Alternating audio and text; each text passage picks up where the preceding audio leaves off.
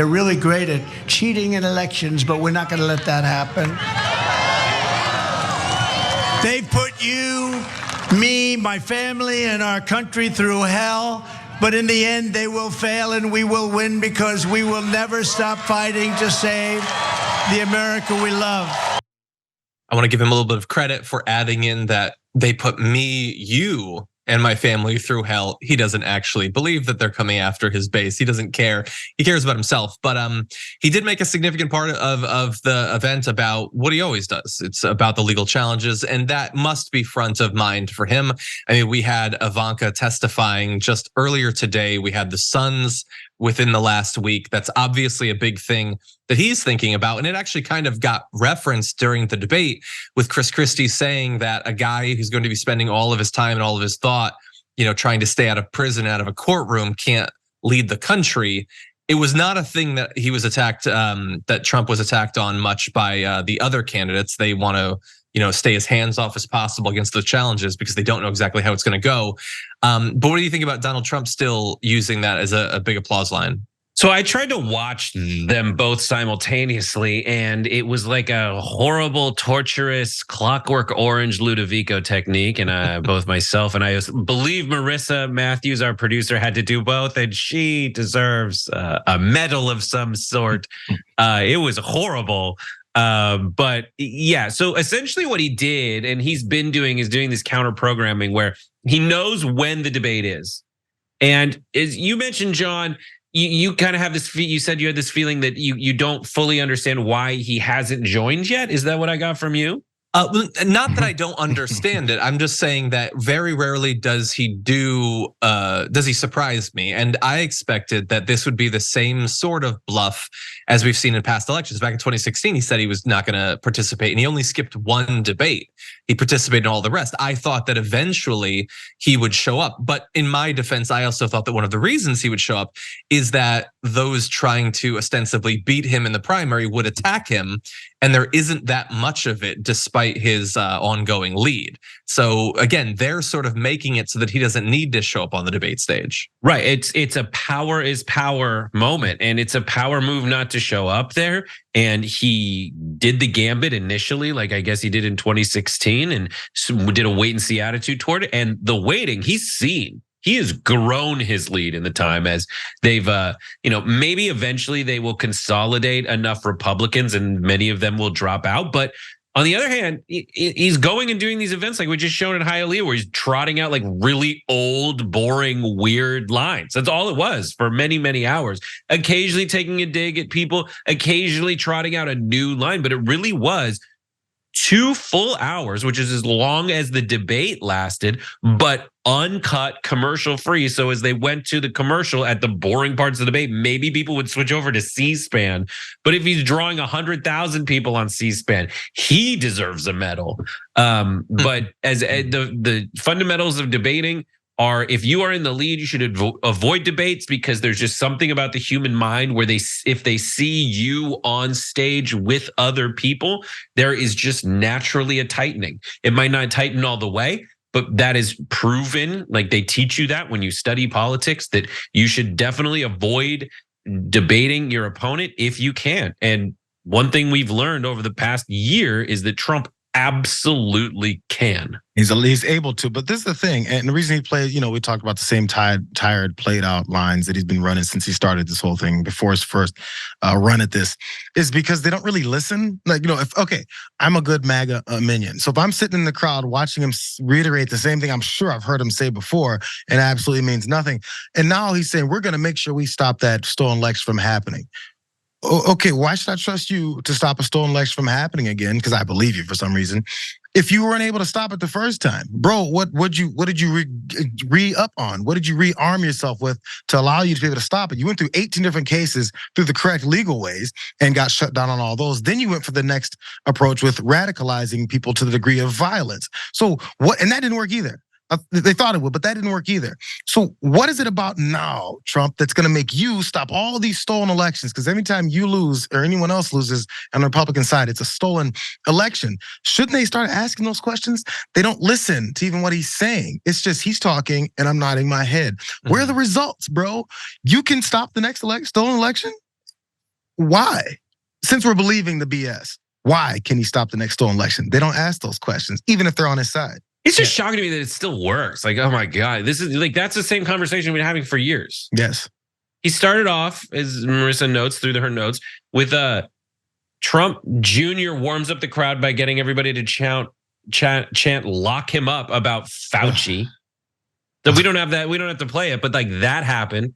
He goes over and he's like, he does this stuff about like recalling the night he lost the election. He's just talking about the same old. He goes after. I mean, people saw a video of him doing like the lifting of weights. Like, what is he doing? He's been doing that for months and months and months. He just is able to get news coverage and not lose anything in the polls, and if anything, gain stuff in the polls by just doing his stump speech.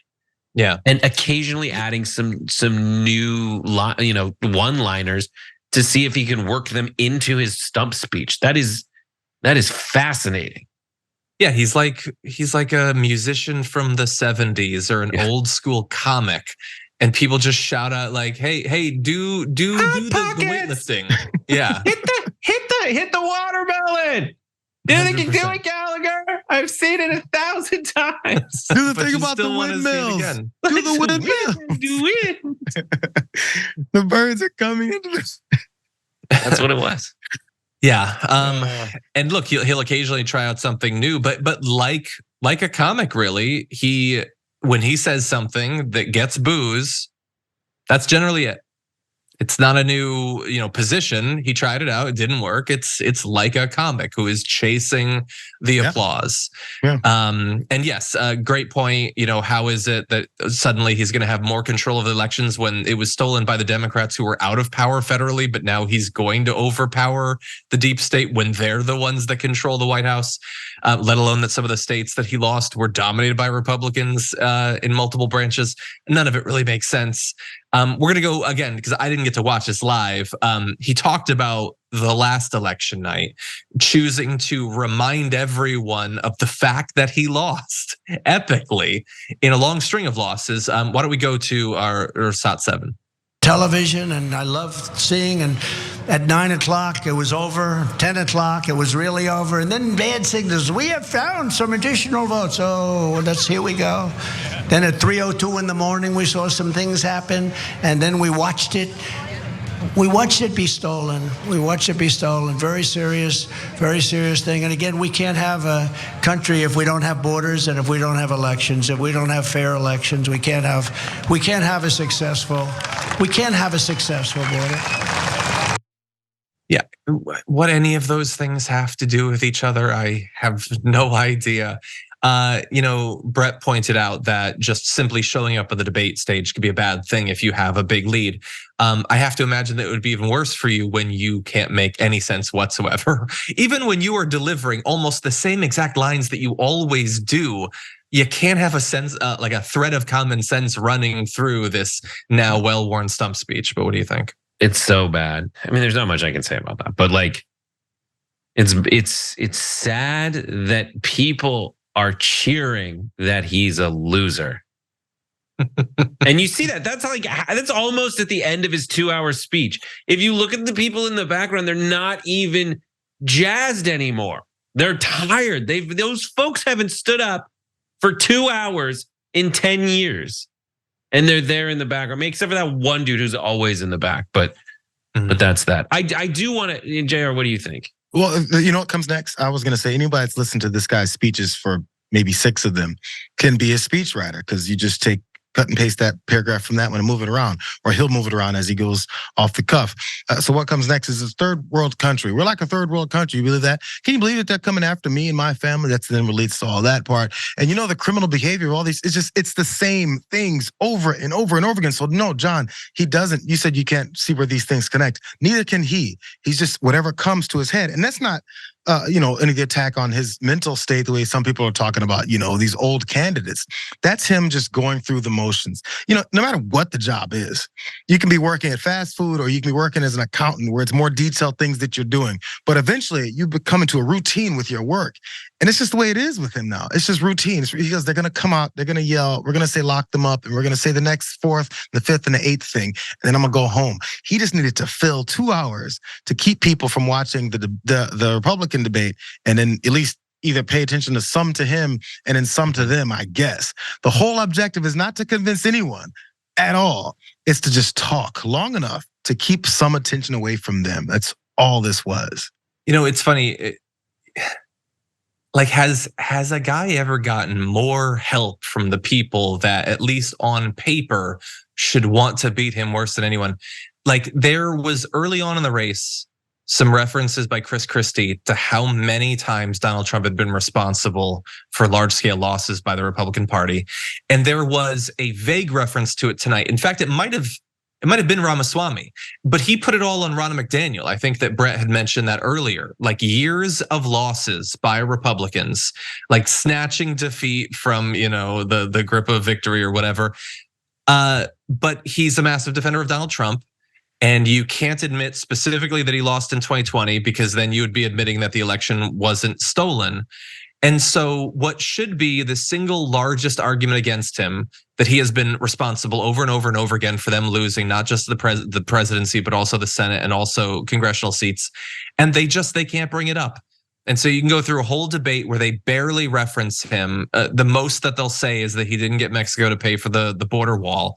And that's it. He just continues to get all of this assistance from the people who are supposed to be his opponents. Right. Vivek says we're losers, but he doesn't connect it. Nikki Haley said that he was the right president at the right time, but it's not that time anymore. And Ron DeSantis pretty much said that Trump changed, and he's the guy who was taken in by that, wants to stay true to that message, but Trump has moved on and left us. That's the closest that anyone but Chris Christie gets to saying that Trump sucks. That is still on the stage. Hey, thanks for watching that video. We really appreciate it, guys. And we appreciate it if you become members, because that allows us to be independent, honest, progressive, all the things that you don't get from corporate media. And all of that is because of you guys. Hit the join button below and become one of us. Become a Young Turk.